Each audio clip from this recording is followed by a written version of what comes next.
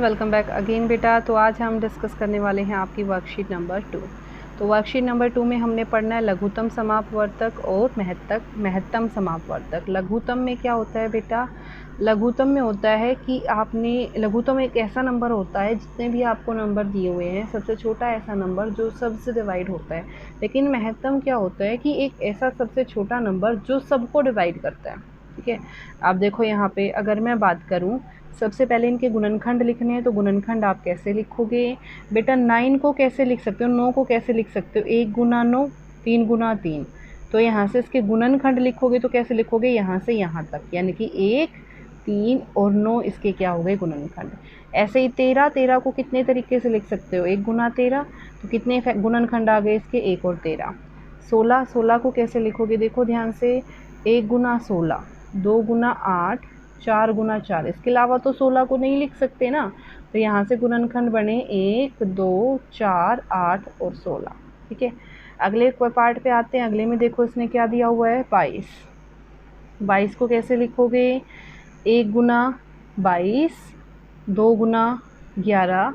इसके अलावा तो 22 कहीं नहीं आता, तो क्या बन गए गुणनखंड? 1, 2, 11 और 22।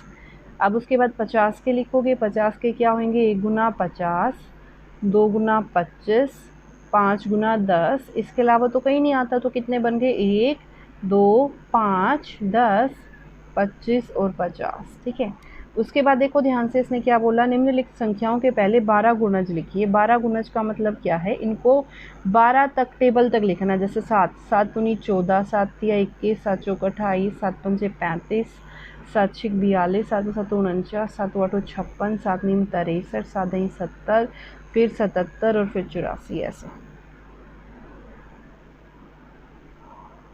ठीक है, अब उसके बाद इसी तरीके से 11 का क्या लिखोगे? 22, 33, 44, 55, 66, 77, 88, 99, 110, 121 ऐसे करके आपने लिखना है।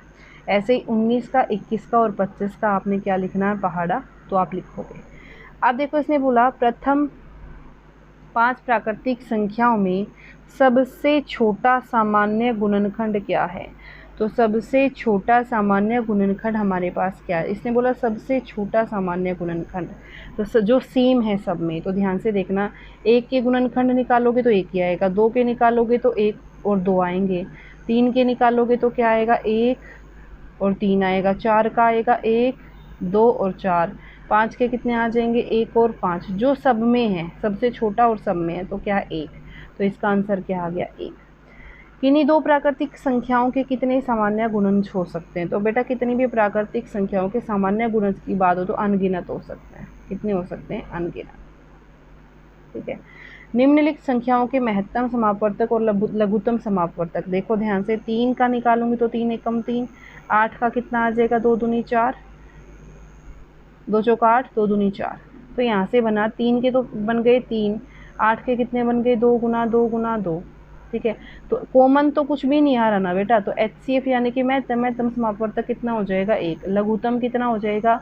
सबको गुना कर दो तो कितना आ जाएगा? 24। ठीक है, आगे देखो 4 और 12, तो 4 का निकालोगे 2 दूनी 4, 2 एकम 2। 12 का निकालोगे तो 3 चौक 12, 2 दूनी 4, 2 एकम 2। तो 4 के क्या बन गए? 2 गुना 2। 12 के कितने बन गए? 2 गुना 2 गुना 3। जो पहले दोनों में है उसको ले लो, दोनों में क्या है? 2 गुना 2।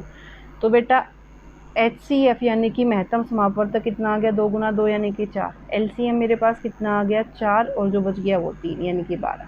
ठीक है, अब आगे आ जाओ। आगे क्या है? 15 और 25। तो 15 का निकालूंगी तो 3 पंचे 15, 5 एकम 5।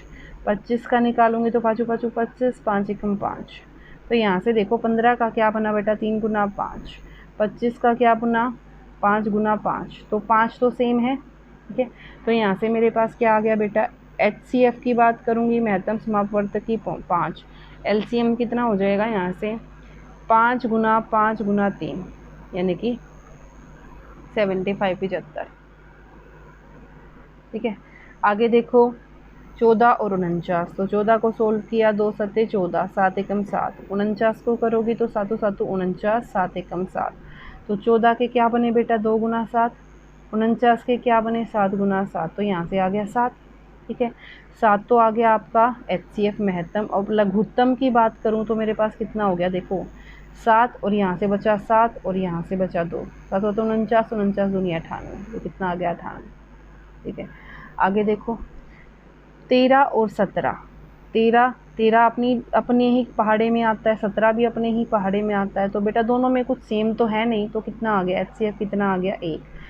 लघुत्तम कितना आ जाएगा, दोनों को क्या कर दूँ गुना, 13 की 12 से 17 से, तो जब मैं 17 को 13 से गुना करूँगी 21, 2 3 एकम 3 और 2 5, यहाँ से 7 और यहाँ से 1, 2 और 2, तो कितना आ गया 221। ठीक है, तो बेटा ये थी आपकी वर्कशीट नंबर 2। आई होप सबको समझ आई होगी। मिलते हैं नेक्स्ट वीडियो में। Till then stay safe, take care everyone.